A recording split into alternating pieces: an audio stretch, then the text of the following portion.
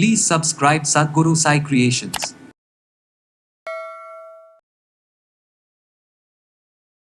சர்க்கரையோட அளவு எந்த ரேஞ்சில் இருந்தால் நம்ம உணவு முறையில் இதை கட்டுக்குள் வைத்து கொள்ள முடியும், இல்லை எந்த அளவுக்கு மேலே இருந்தால் இதுக்கு மருந்தோடு சேர்த்து உணவு முக்கியம்ன்றது நம்ம தெரியணும். அடிக்கடி நம்ம யூரின் போகிறோன்னா அப்போ பாடியிலேருந்து அதிகமான நீர்ச்சத்துக்கள் குறைய ஆரம்பிக்குது, டீஹைட்ரேஷன் ஆக ஆரம்பிக்குது. ஒரு வாரம் 10 நாள் அளவுக்கு நம்ம மருந்து எடுத்துப்போம். அதுக்கப்புறம் ஒரு உடற்பயிற்சியும் அந்த மாதிரி செய்வோம். அதுக்கப்புறம் கொஞ்சம் கொஞ்சமாக அதை நம்ம மறந்துட்டு விட ஆரம்பிச்சிருவோம். சர்க்கரையோட அளவு கடகடன்னு இன்க்ரீஸ் ஆக ஆரம்பிச்சிடும். ஸோ இந்த மாதிரி நடந்துக்கிட்டே இருக்கும்பொழுது அதற்கு ஏற்ற மருந்துகளும் உணவு முறையும் ரொம்ப ரொம்ப அவசியம். ரத்தத்தில் சர்க்கரை அளவு 300-400 அளவுக்கு இருக்குன்னா என்ன மருந்துகள் எடுக்கணுன்றது அதிகமான கவனம் செலுத்தணும். இப்போ சர்க்கரையோட அளவை நான் கட்டுக்குள்ளே வைக்கிறதுக்கு என்னென்ன காய்கறிகளை முக்கியமான கவனம் செலுத்தணும்ன்ற சந்தேகம் நிறைய பேருக்கு இருக்குது.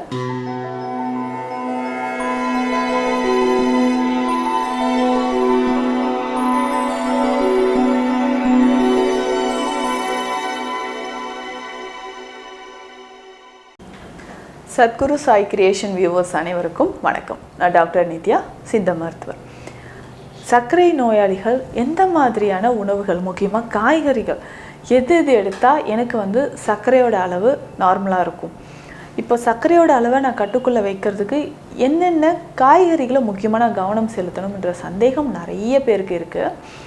இப்போ சர்க்கரையோட அளவு எந்த ரேஞ்சில் இருந்தால் நம்ம உணவு முறையில் இதை கட்டுக்குள் வைத்து கொள்ள முடியும், இல்லை எந்த அளவுக்கு மேலே இருந்தால் இதுக்கு மருந்தோடு சேர்த்து உணவு முக்கியம்ன்றது நம்ம தெரியணும். ஏன் நான் இந்த பாயிண்ட்டை சொல்கிறேன்னா, சிலர் என்ன நினச்சிக்கிறோன்னா 300-400 அளவுக்கு சர்க்கரை இருந்தாலும் இல்லை இதை நான் டயட்டில் பார்த்துக்கிறேன், எக்ஸசைஸ் பண்ணிக்கிறேன், மெடிசனே நான் எடுக்க மாட்டேன் அப்படின்னு சொல்லிட்டு இருப்பாங்க. ஆனால் டயட்டும் நம்ம ஒழுங்காக ஃபாலோ பண்ணுறோமான்றது கேள்விக்குறி தான். கான்ஷியஸாக நம்மளுடைய ஒரு முனைப்போடு நம்ம எடுத்துக்கிறோன்னா ஒரு வாரம் 10 நாள் அளவுக்கு நம்ம மருந்து எடுத்துப்போம். அதுக்கப்புறம் ஒரு உடற்பயிற்சியும் அந்த மாதிரி செய்வோம். அதுக்கப்புறம் கொஞ்சம் கொஞ்சமாக அதை நம்ம மறந்துட்டு விட ஆரம்பிச்சிருவோம். சர்க்கரையோட அளவு கடகடன்னு இன்க்ரீஸ் ஆக ஆரம்பிச்சிடும். இதில் உணவு முறை நிறைய பேருக்கு இருக்கக்கூடிய ஒரு சந்தேகம் என்னென்னா, எனக்கு ஒரு சர்க்கரையோட அளவு 120-150 தான் இருக்குது, கண்டிப்பாக இதை நான் டயட்லேயே ஃபாலோ பண்ணிக்கிறேன். சரிங்க, அப்படி நீங்கள் ஃபாலோ பண்ணுற நபராக இருக்கும் பட்சத்தில் எந்த மாதிரியான காய்கறிகள் நிறைய எடுக்கணும்?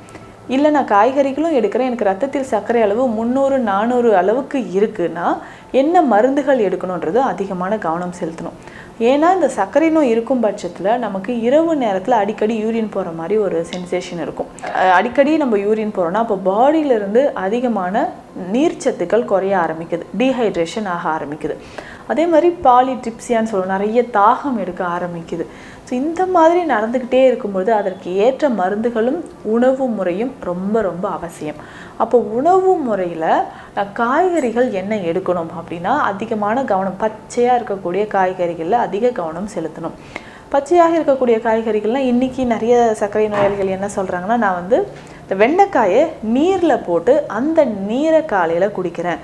இந்த வெண்டைக்காயை நீல வாக்கில் கட் பண்ணிவிட்டு தண்ணீரில் முழுகிற அளவுக்கு போட்டுட்டு நைட் எல்லாம் அந்த தண்ணி ஊறும், காலையில் இந்த தண்ணியை குடிக்கிறேன்னு சொல்லுவாங்க.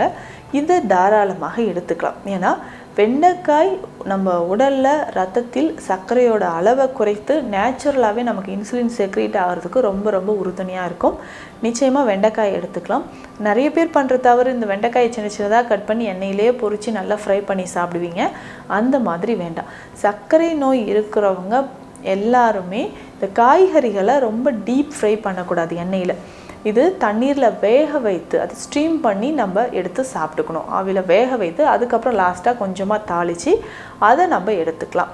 அதுக்கப்புறம் முக்கியமாக கோவைக்காய் நம்ம உடலில் லோ கிளைசிமிக் இண்டெக்ஸ் இருக்குது, அதிகமான நார்ச்சத்தும் இருக்கிறதுனால நேச்சுரலாகவே நம்ம பேன்க்ரியாஸில் இருக்கக்கூடிய பீட்டா செல்ஸை ஆக்டிவேட் பண்ணுது. அந்த அளவுக்கு கோவைக்காயில் நிறைய மருத்துவ பலன்கள் இருக்குது. முக்கியமாக இந்த ரத்தத்தில் இருக்கக்கூடிய சர்க்கரை அளவை குறைப்பதற்கு இந்த கோவைக்காய் மிக மிக சிறந்ததுன்னு சொல்லலாம். கோவைக்காயுமே நம்ம என்ன பண்ணுறோன்னா, வெண்டைக்காய் மாதிரி நல்ல எண்ணெய் விட்டு நல்ல டீப் ஃப்ரை பண்ணியோ நல்லா வறுத்தோ சாப்பிட்றோம். அந்த மாதிரி பண்ணாதீங்க. இப்போ கோவைக்காய் கிடைத்தால் நல்ல நீல வாக்கில் வெட்டிட்டு கொஞ்சம் பெப்பர், கொஞ்சமாக அந்த மிளகு பொடியும் உப்பும் சேர்த்து அது ஒரு பீசஸாக ஒரு 10 கோவைக்காய் அளவு ஒரு நாளைக்கு தினமும் இந்த மாதிரி சாலட் மாதிரி கோவைக்காயை மட்டும் சாப்பிட்டுட்டு வந்தோம்னா ஒரு 10 நாள் கழித்து நிச்சயமாக நம்ம பிளட் டெஸ்ட் எடுத்து பார்க்கும்போது ரத்தத்தில் சர்க்கரை அளவு நிச்சயமாக குறைய ஆரம்பிக்கும். நிறைய சர்க்கரை நோயாளிகளுக்கு பார்த்தோம்னா யூரின் போகிற இடத்துல ப்ரைவேட் பார்ட்ஸில் ஒரு இச்சிங் இருந்துக்கிட்டே இருக்கும். யூரின் பாஸ் பண்ணும்போதெல்லாம் எனக்கு வந்து எரிச்சல் இருக்குது, எப்போவுமே எரிச்சலோடையே தான் நான் வந்து யூரின் பாஸ் பண்ணுறேன்னு சொல்லுவாங்க. இந்த கண்டிஷனுக்கு கோவக்காய் மிக மிக சிறந்ததுன்னு சொல்லலாம். அதற்கு அடுத்து நான் சாப்பிட வேண்டிய காய் என்னென்னா சுண்டைக்காய். இன்றைக்கி இதில் சுண்டைக்காயில் வந்து பார்த்தோம்னா தூர்ப்பு சக்தி அதிகமாக இருக்குது. இன்றைய காலகட்டத்தில் நம்ம சுண்டைக்காய் சாப்பிட்றதோட அளவும் சரி, இல்லை மக்களோட எண்ணிக்கையும் சரி குறைஞ்சிக்கிட்டே வருது. சுண்டைக்காயை பொறுத்த வரைக்கும் ரத்தத்தில் சர்க்கரை அளவை குறைப்பதற்கு மிக சிறந்த ஒரு காய் அப்படின்னு சொல்லலாம், நம்ம நாட்டுக்காய். இந்த சுண்டைக்காயை டெய்லி எடுத்துகிட்டு வந்து ஒரு 2 கைப்பிடி அளவு நல்லா வாஷ் பண்ணிக்கணும்.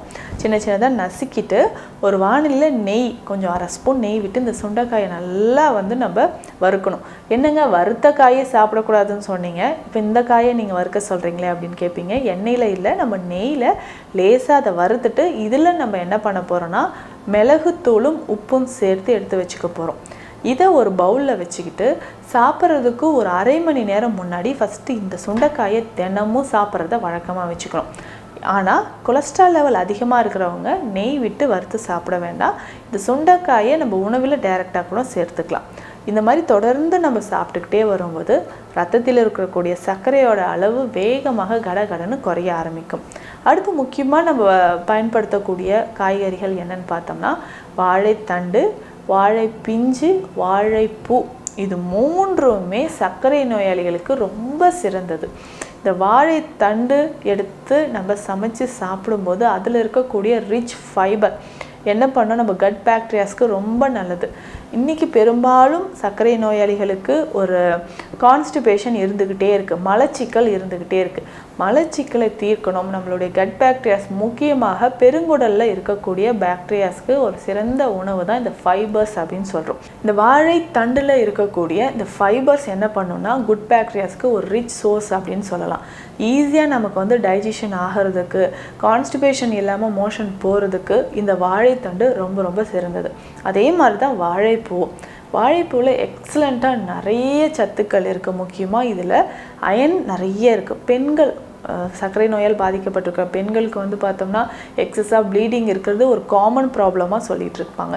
இப்போ எக்ஸஸ் ப்ளீடிங் இருக்கிறவங்க இந்த வாழைப்பூவை தினமும் உணவில் சேர்த்து சாப்பிடணும். ஸோ எக்ஸஸ் ப்ளீடிங் இருக்குன்னா இந்த வாழைப்பூவை சின்ன சின்னதாக கட் பண்ணிவிட்டு ஒரு 3 கிளாஸ் தண்ணியில் 2 கைப்பிடி அளவு வாழைப்பூவை போடுறோம், சோம்பு சேர்க்குறோம், ஒரு 2 பல்லு அளவுக்கு பூண்டு, சீரகம் சேர்த்து நல்லா கொதிக்க வைக்கிறோம். கொதிக்க வச்சு வடிகட்டி இந்த சாறு, இந்த கஷாயத்தை நம்ம குடிச்சிட்டே வந்தோம்னா ரத்தத்தில் இருக்கக்கூடிய சர்க்கரை அளவுக்கு மட்டும் இல்லை, அதிகமான உதிரப்போக்கு இருக்குது, பீரியட்ஸ் டைமில் வரக்கூடிய ப்ராப்ளம், டிஸ்மெனோரியா அப்படின்னு சொல்லுவோம், பெரும்பாடு, இதற்குமே இது ரொம்ப ரொம்ப சிறந்தது. அடுத்தது ஏன் மேடம் வாழை பிஞ்சு சொல்கிறீங்க, வாழைக்காய் சாப்பிடக்கூடாது அப்படின்னா நிச்சயமாக வாழை பிஞ்சு தான் சாப்பிட்ணும். ஸோ வாழை பிஞ்சு தான் சாப்பிடணுன்றது சித்த மருத்துவத்தில் பிணி அணுகாவதியில் அழகாக சொல்லியிருப்பாங்க. வாழைக்காயாக நம்ம எடுத்துக்கும்பொழுது இதில் இருக்கக்கூடிய வாதத்தை அதிகப்படுத்தக்கூடிய தன்மை இருக்குது. அப்போது நம்ம வயிறு உப்புசம் ஏற்படுறதுக்கு, மூட்டுக்களில் வலி ஏற்படுறதுக்கு நிறைய வாய்ப்புகள் இருக்குது. வாழை பிஞ்சை நம்ம சமைத்து சாப்பிடும்போது நம்ம ரத்தத்தில் இருக்கக்கூடிய அந்த சர்க்கரை அளவை அது வந்து கட்டுக்குள்ளே வைக்குதுன்றது நிறைய ஆய்வுகளையும் சொல்லியிருக்காங்க.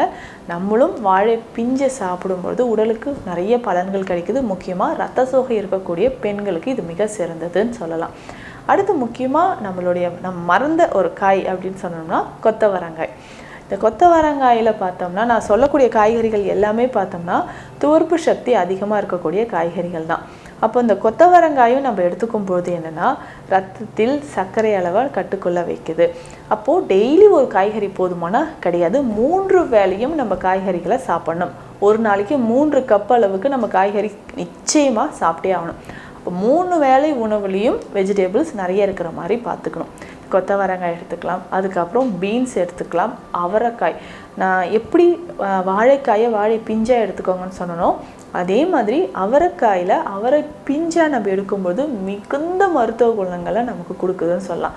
அப்போது இந்த அவரை பிஞ்சு நம்ம எப்படி செய்யணும்னா இது லைட்டாக நம்ம வந்து வேக வைத்து ஒரு ஆவியில் வேக வச்சு ஒரு பவுலில் எடுத்து வச்சுக்கோங்க.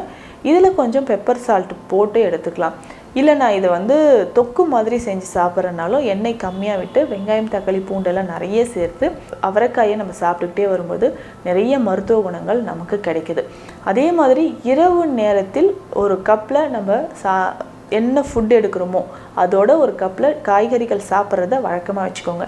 நிறைய பேருக்கு இந்த ஃபாஸ்டிங் குளுக்கோஸ் லெவல் எப்போவுமே அதிகமாகவே இருக்கும். எப்போ எடுத்தாலும் எனக்கு வந்து ஃபாஸ்டிங் குளுக்கோஸ் லெவல் அதிகமாகவே இருக்குது, மார்னிங் எம்டி ஸ்டொமக்லன்னு சொல்லுவாங்க. அது குறையிறதுக்கு நைட்டே நம்ம சாப்பிட்ற ஃபுட்டோட காய்கறிகளை சேர்த்து சாப்பிடணும். நிச்சயமாக ஒரு பவுல் அளவுக்கு நம்ம எடுக்கக்கூடிய ஃபுட்டோடு சேர்த்து இந்த காய்கறிகளை எடுத்துகிட்டே வந்தோம்னா நிச்சயமான பலன் நமக்கு கிடைக்கும். நான் சொன்ன இந்த காய்கறிகள் எல்லாமே நம்ம ரத்தத்தில் இருக்கக்கூடிய சர்க்கரை அளவை குறைக்கக்கூடியது தான். இதை தாண்டி எனக்கு வந்து 300க்கு மேலே 400க்கு மேலே எனக்கு வந்து சுகர் இருக்குன்னா அதோட கண்டிப்பாக சித்த மருந்துகள் எடுக்கணும். நம்ம சித்த மருந்துகள் அப்படின்னு சொல்லும்போது ஆவாரை பஞ்சகல்பம் அப்படின்ற மருந்து இருக்குது, மதுமேக குடிநீர் சூரணம் அப்படின்ற மருந்து இருக்குது. இதை தாண்டி நாவல்கொட்டை மாத்திரைகளோ நாவல்கொட்டை சூரணமாகவோ இல்லை கஷாயமாகவோ நம்ம சித்த மருத்துவத்தில் கொடுத்துட்ருக்குறோம். ஒவ்வொருத்தருக்கும் இருக்கக்கூடிய சர்க்கரை அளவை பொறுத்து அதற்கான மருந்துகளும் நம்ம மாற்றி கொடுக்குறோம். இந்த பதிவு நிச்சயம் ஒரு குழப்பத்தில் இருக்கீங்க, யாரெல்லாம் நம்ம வந்து சுகருக்கான மருந்துகள் இந்த ஸ்டேஜில் எடுக்கலாமா இல்லை ஃபுட்லேயே இதை கண்ட்ரோல் பண்ணிக்கலாமா அப்படின்ற கேள்விக்கு பதில் தரக்கூடியதாகவும் எந்தெந்த காய்கறிகளை நம்ம அதிகம் கவனம் செலுத்தி சாப்பிடணும் அப்படின்றதையும் இந்த பதிவில் நான் சொல்லியிருக்கிறேன். மீண்டும் அடுத்த பதிவில் சந்திக்கலாம். நன்றி.